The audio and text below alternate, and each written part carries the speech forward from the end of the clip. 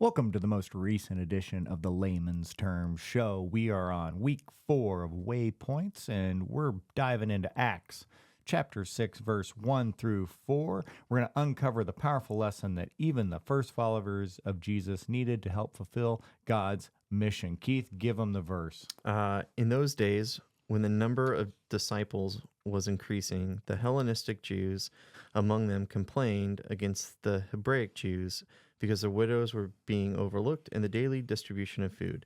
So the 12 gathered all the disciples together and said, "It would not be right for us to neglect the ministry of the word of God in order to wait on tables. Brothers and sisters, choose 7 men from among you who are known to be full of spirit and wisdom. We will turn this responsibility over to them, and we will give our attention to prayer and the ministry of the word." All right, we're going to follow this scripture as we discover how to recognize our unique gifts and seek to support our community and lead through ministry and personal growth. So stick with us, be inspired to embrace humility, courage, and strength of togetherness in our faith journey, and mash that subscribe button.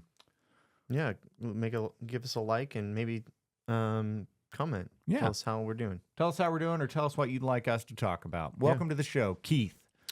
Mitch, how are you today? I'm well. You're not going to drop the good, huh? The No. improper grammar of good. You're going to drop the well. Yeah, that's Okay. how I roll, man. I had an English teacher that did that in high school all the time, just all the time. Said How are you today? good, or How are you today? And if you said good, it's well. it's correct. I know, but anyway, so here we are talking about. So we've been talking about Waypoint, these kind of boxes of things that we like, things that we're good at, things that we don't like that we're good at, or things, and whatnot. And so we're on the 4th quadrant talking about things that we don't like and things we're not good at, But fall under our responsibilities or our purview, or in that area. yeah, which is kind of getting into the scripture a little bit of people were coming to the 12 disciples of Christ and saying, "Hey, this big thing's going on. We've got all these widows. They're literally starving to death. They're not getting any food from the daily distribution of food." And the 12 are kind of like, "This is important to us. This is part of our ministry, but we're not good at it, obviously, because it's not working well." And they have other things that they've got to accomplish. So It's not the appropriate use of resources. Right. So their solution is to basically delegate that to representatives of the group that they had, which I think is brilliant. Yeah, and I think kind of what we can get into is like a church family is like a family. And Yeah. like some of the most successful in appropriate functioning families is everybody kind of owns different roles or aspects, or has different responsibility levels of which they can function in to keep everything running smoothly. Yeah. And I think that's what we're talking about. Yes. So, it's not that the CEO waiting tables that's beneath them. Correct. It's not something they're not willing to do, but if that's what they do, the mission and vision casting of the operation ceases to exist. Yeah. The operation can't get bigger if you're I don't want to say top brass, but the people are focused on trying to do everything, then you really probably don't end up doing much good. You stymie growth. Right. And if they would have, we wouldn't be here today. Yeah. So now I have a question for you. Yeah, Okay. go. Did any of your kids have the "I can do it myself" mentality? Well, When they were little, did any of them? Because I can tell you with mine, but did any of yours? so I'm super independent. I have kids that are independent.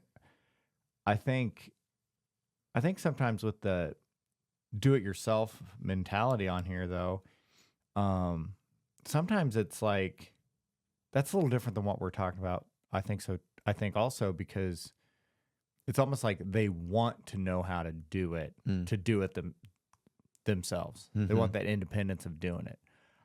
the 12 didn't want to do it. They weren't like, oh, we're going to do it all ourselves. Sure. No. I see that, but I think sometimes as humans, we have the and I know this about you in a way, and you know this about me in a way, where you see something that's not being done right, and you're just like, I'm just going to do it myself, right? Like instead of delegating it or being like, hey, and I really look at that a lot with my kids. So it's not I can do it myself. I want to know how to do it myself. It's, you know what? It's going to be less trouble for me all around, Right. to just do it as Myself. opposed to teach you Correct. how to do it. Yeah. And I look at that with my so one of my goals is and cooking in my family has always been a big thing with the kids, trying to get the kids Yep. involved. But I've always tried to get them involved in doing the small things that then didn't really make or break the meal. Yeah. Right. Cut the tomatoes, cut this, cut that. Right. And so actually one of the things that I'm trying to do is my middle child has expressed an interest in baking a lot more, so she always wants to do like a portion of the meal, whether it's doing the biscuits or doing the tater tots or, whatever. So I think I'm going to try to get her to bake a little bit more, do some fresh made cookies, do some bread, do this, do that. But instead of helping her, let her do it. Yeah. Let her, even though I know that I can do it better, or that really in reality, Shama can bake way better than I can. But just let them do it. Even though it's easier, quicker, and faster for me. Yeah, I think quicker is the key on that. Where I struggle is I don't have enough margin baked into the design of daily life Mm-hmm. to create those opportunities to allow for them experimentation Mhm. with the kids, like try something out in the cooking and then, oh, that didn't work and you got to start over, or this is taking longer than you thought. I just don't have enough margin baked into my schedule to be Yeah. like, I can't wait 3 minutes to get the onions cut. I need onion cut now Yeah. so I can throw it in the skillet Yeah. now. Yeah. Not 5 minutes from now. Yeah. It's hard. Now. It's hard. Yeah, so I think that would be my goal, is be bake in more. What was that? Anyway, drop something. Bake in some more time, so that I can have more, allow more responsibility on that. And I think that extends through to all sorts of the rest of what we're talking about. And let's be fair to the scripture for a minute. We're not saying that the 12 couldn't have done it, and we're not saying that they couldn't have found the solution really quick. Like, hey, knock it off. We're gonna divide the two. We're gonna divide the rations, and you give this one to these widows, and you give this one to these widows. Go, right? But instead, that would be a quick solution that they probably could have done or come up with. But instead, they're looking for a solution that's more a long-term approach to the solution, right? And I think that's kind of what we're talking about in this benign example of our kids and doing stuff with cooking, is that it's quicker for us to do it, right? But the long term is you're giving them the opportunity to teach them a skill, to have them help out in a way that they can help out in, and giving them the ability to use their God-given gifts potentially, if it turns out to be. And I think in the example of the scripture, that's what the disciples are really doing, is saying, let's find some people that are good at this, that have maybe a God-given gift, because we all see it in them, and let's give them this task so that they can fulfill their their calling. their calling, right? So what's funny is, with this, like, I can do it myself. Parker, my youngest, when he was younger, didn't want to do it himself. It was the opposite, right? Mm-hmm. He would just, oh, I'm a small boy. I can't do it. I'm a small boy, right? And he's starting to flip that. He's starting to flip that into, now he's a big boy. He can do it. And so it's little funny things like he can pack his own lunch now. No, I'm a big boy, I can do it. And then you look and it's a bunch of goldfish and Mm-hmm. like an applesauce or something, right? Um, so he's starting to flip into that. Like, he doesn't say I can do it myself, but his phraseology is I'm a big boy, right? So I kind of find that funny. Um, but I mean, my argument, I think you would agree with me, is some of that attitude persists throughout your life into adulthood.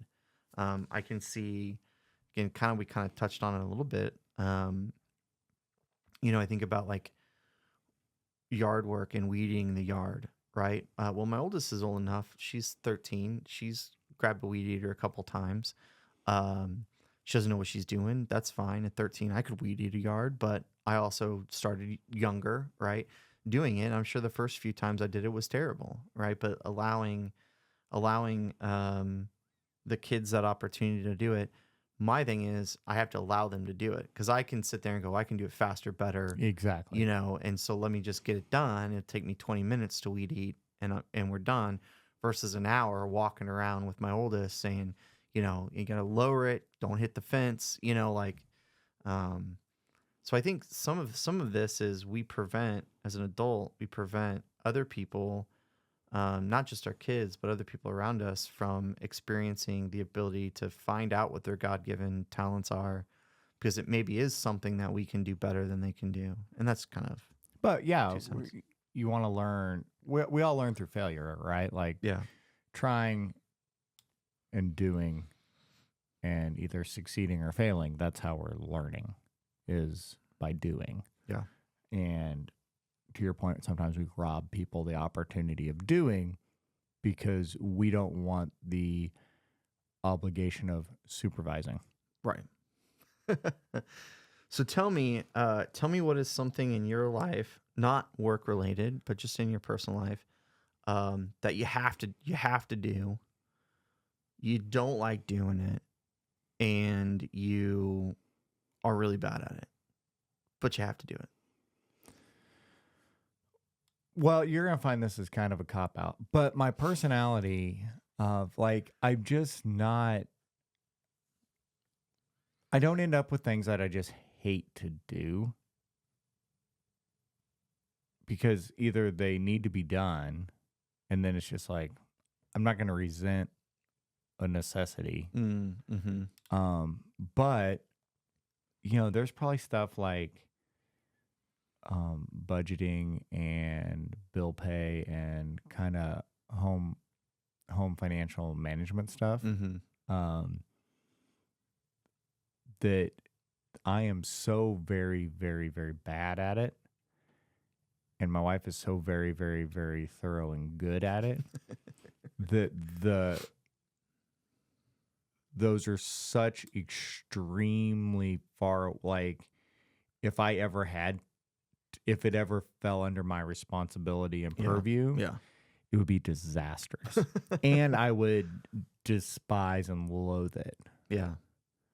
Probably to the point of like having to, hire a tax attorney to help me Not an figure accountant out or something. Yeah. Yeah. To just because I couldn't, Yeah. not only would I be so bad at it, I would get so frustrated that. So anyway, that's down there in my help box. Yeah. Not good at it. And you have somebody that can do it currently for you, Yeah. right? Or you'd have to find somebody that was good at it. I had a buddy that made really good money, and he was so terrible at the finance portion of it, like saving for retirement and all this kind of stuff. And he actually had to go and get an accountant that he was friends with, right? So they knew him on a personal level, and they were like, "Let me help you out," And what the accountant did would take all of his money coming in, pay everything, and then give him a separate Give account. him a stipend. Yeah, of his own money. And they were like, this is your card for this money. This is what you can spend every week or month or whatever. And once it's gone, right? And they paid everything else, right? And they were that bad at it. and they hated it. I mean, they loathed it so much that they were like, here, take all my accounts, take access to everything, you figure it out, and just like leave me a little bit of, tell me how much money every month I can spend on eating out or frivolous things or whatever. And that's what I think he still does it today. Like, I haven't talked to him about it, but for 20 years, that's what and this accountant's done great for him, right? And I think some of that is putting some trust into some people that are really good at it. And I think answering your question, it comes back to what are things that, luckily for me in my life, like things Laura's great at, I don't have to be good at. And then I'm realizing how bad I am at some of those things. Well, some of those things are like future planning. You mentioned I have a very hard time like focusing my mind on something that is way into the future. Because the immediate always trumps it. Yeah. Always. It's like, nope. Can't write that. Can't finish this email about next week because, the timer just went off on whatever I'm doing, right? Like, nope, sorry. Yeah. I've got to move on to the next immediate thing. Do you find you do that at work too? It's hard to like think about the next event that you have to plan or whatever when you're currently in the current one. Correct. Yeah. Yeah. I don't personally have that problem. But I could see that in some other people that I know, like the immediate. And I think that's a very common, I don't want to say issue, but I think that's a very common mindset, right? Too, is nearsightedness. Yeah, nearsightedness. People just always kind of in the current, and they don't think about, they have no interest in thinking about the future. It's not that they can't, it's just they have no interest because what's happening now is more important to them than what's happening further down the line. And that's not just from a financial perspective, it's from like an everything perspective. Mm-hmm. There's a guy that I know that I'm friends with who, is you'll ask him about something and hey, your birthday's coming up in a month. Like, what do you want? You want to do something or whatever? I can't think about that right now. It's a month away. Yeah. And you're like, well, yeah, you need to think, he'll go on vacation. He'll just like, oh, I'm on vacation. I'll pick a spot, just go there. And then like nothing planned, just kind of live in the moment or whatever with it. I could not handle that. I have to plan. I have to think like, well, like some on vacation like stuff. On the weekend, I'm like on Friday, I'm like looking at Shauna saying, what are we doing this weekend? I need to know. And her kind of thing is, I don't know, whatever pops up. Maybe we'll do this. Maybe we'll do that. Maybe I'm like, that's no, how I need to know. That's how I am. Know. Yeah. Laura's the same. Like Laura likes to, but she also enjoys a planning process. Right. I don't like a planning process. Probably anything that has a process in it, I don't like it. Unless like processed meats. Those are pretty good. Yeah. But other than that, really processes, I'm not. So, in related to this, what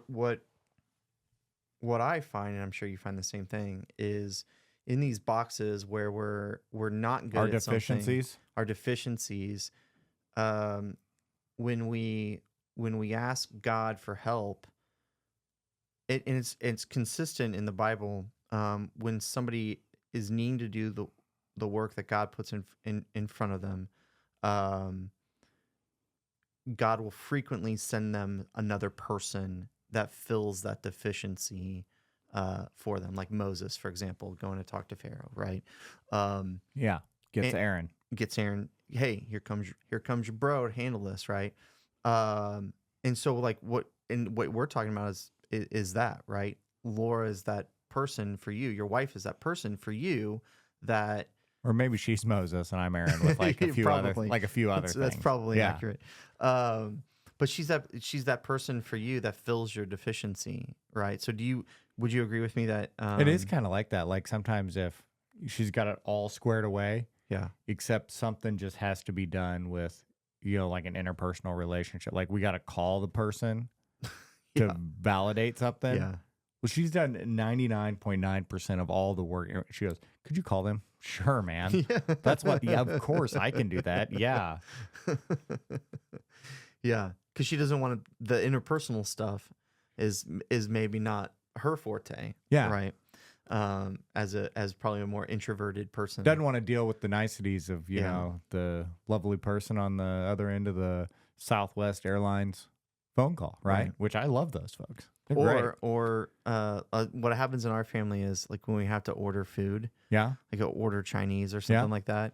Is that always you? It's Or is yeah, it Shauna? it ends up being me, but neither one of us want to do it. Oh. Like both of us hate talking on the phone, but it's something that to strangers, right? Like I can call and talk to you or talk to my mom or whatever, who cares? But like calling a business and like, you know, or like, Is there something wrong with it? I enjoy it. I don't like it at all. I just like, when I like role play it, I'll just right? And then you pick up and you're like, this is Keith. And I'm like, hey, Keith, my name's Mitch. I was wondering if you could help me out with something. Oh gosh, no. And then you say, yeah, would you like to place an order today? Yes, I'd like to place an order. So the other day, can I substitute the refried beans for the black beans, please? So the other day, the kids were sick, took them to the doctor's office. They got antibiotics, okay? Ear infection. So they got antibiotics. And Piper's at the age now where you can't do liquid anymore. Like it's so much liquid that she would have to consume that would cause other issues. And so they're like, "Wait, we're gonna give you pills," you know. And she's never had to deal with a pill before. Neither has Penny, the oldest. And so we got these pills or whatever, and gave the pills to Penny, gave the pills to Piper. Penny got them down fine. Piper is like one of those that like her throat, it's all mental. Her throat will just not let it go down, right? No matter what. You know, you give her a little bit of water, no go. You give her a little piece of cheese, say, hey, you can, and the doctor said you can bite it, you can open it up and swallow it if you want. Like it's not a big deal. But you know, like wouldn't do it. Got a little pudding out, you know, put the pill in the pudding. Wouldn't go down. So I just opened up all the capsules in the pudding, stirred it up, and was like, eat it, right? It's the worst. Okay. And she's Crunching like, those little pellets. well, no, So you can gross. you can open up the thing. I know. Oh, okay. The Anyway, little pellets inside are the they? thing. I don't know. I didn't taste it. I can swallow a pill. So I don't That's have a when I problem. learned, when I crunched a little pellet. Well, anyway, so I'm dealing with this, and then I forget where I had to go and what I had to do. I think I had to come here to work or something. We had a meeting or something, and I'm like, I gotta go, right? Yeah. So I get in the car, and I text Shauna, and I'm like, can you call the pediatrician's office and just get the liquid already? You know, like just get the liquid. And you know, she texts me back or whatever, and then I remember we were doing We were going to a luncheon. We were going to luncheon. So then she calls me, and she's like, and then something happened with the phone call, didn't answer. She texts me and she's like, can you call me? I need to talk to you about this. I'm like, okay. So I call her, and she's like so frustrated because she didn't want to have to call the pediatrician. And I don't want to have to call the pediatrician's office either. Neither one of us wanted to do it so bad that we just kept the original medication and just forced it down Piper. It's a growth opportunity. It's a growth opportunity. But like, that's how much both of us hate talking on the phone. So I think in this point, God's provision typically comes in the form of another person. You just need to be like an apostle, and you need to ask for some help. I will call your pediatrician anytime buddy. you need me to. Thanks, buddy. Right? Like I can do that for you. Yeah, I know. And I think that's what you have to... We could do it on the show. Oh my gosh, that would be great. Well, actually, no, I I think think that's against HIPAA. HIPAA. Although I can waive HIPAA rights for my daughter, right? I would think so. I just don't know if we can broadcast. I probably so. Anyway, we'll talk to our various lawyers we have on retainer. That's right.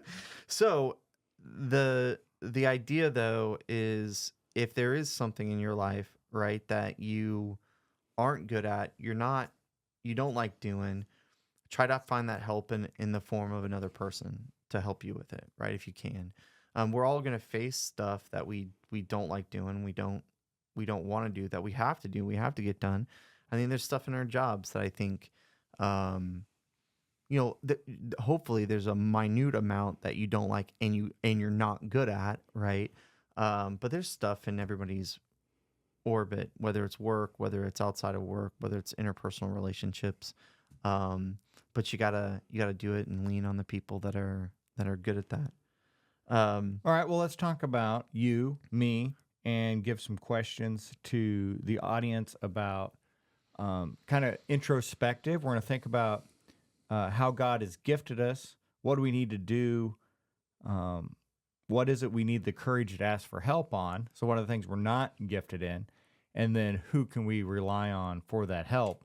And then which one of those questions is the most daunting to you? You know, kind of recognizing your strengths, your gifts, or recognizing your deficiencies, being honest with yourself, Yeah. or the actual asking for help in that one.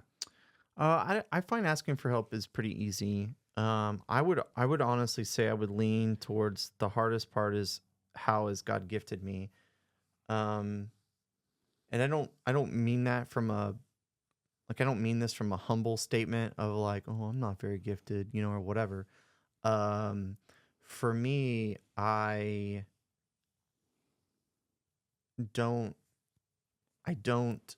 have a hard time figuring out what I'm good at and what has God gifted me to be good at. Yeah. Right? Because I feel like you can have both in life. You can have some things that you're good at, but what is it really about me that God has made me unique and gifted me this gift, right?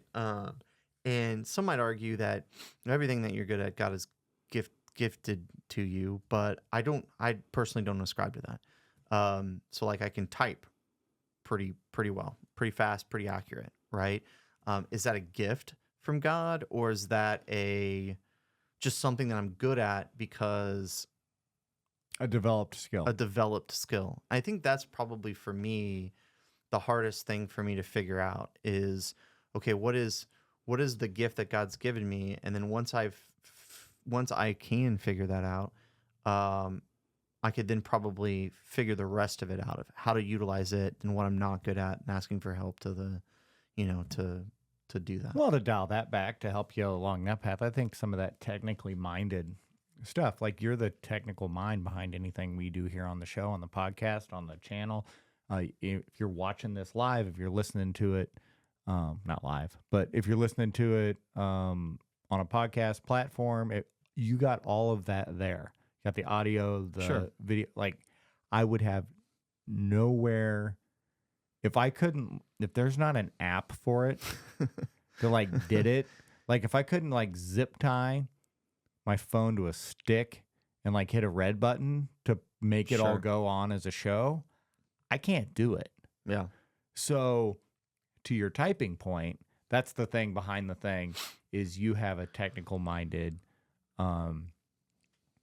ability and desire to learn and figure out the technical stuff.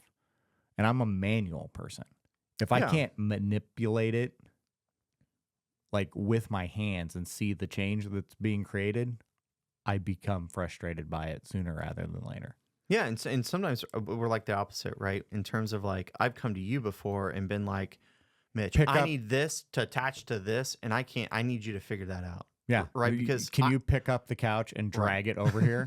Like that's like, honestly, it seems really silly, but like we're talking about strengths. One of my strengths is just physical strength. I can be just put to work picking up something and dragging it. Yeah, you don't have a problem doing it. Do you like doing it? Would you say that you like doing it? If it's being helpful, if it's useful. Yeah. So I don't like lifting heavy things ever. It's not like, even if it's useful. I don't just do it for funsies. Well, I kind of do, but that's, whereas maybe even like, I get less bogged down by like a physical weight than like an emotional weight. I can probably handle more physical burden and baggage than emotional. Hmm. So how about you? What do you think of um, the three questions? Like, how has God gifted you? What do you need the courage to ask for help on? And then who can you humbly ask to I help? Which one's the hardest one for you? I think it's not the, and what do you need the courage to ask for? I think more for me, it's what do I need to recognize that needs to happen and I should ask for some help on. Because I, all too often, if I can't do it myself, I just will avoid it. Yeah, Right? yeah. So, like, That's your personality type. yeah. So it's like, well, don't need to do that. Well, no, that's not true. Yeah. Right. I Mhm. think that's the recognizing, identifying the things that I'm not, that I need help with, that I don't already have the help lined up in.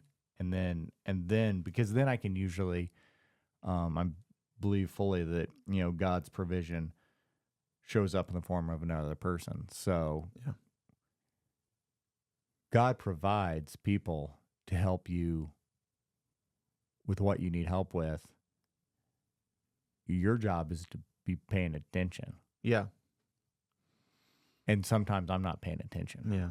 I'm not looking. I'm not listening. I'm not availing myself to the opportunity of empowering someone else to help in that way.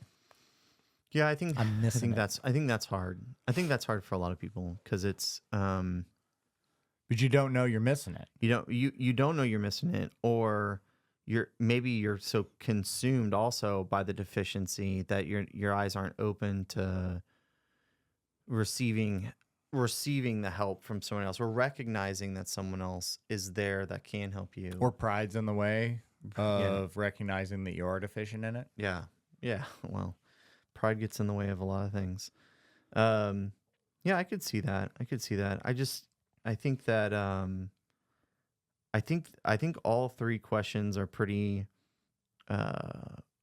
difficult in general.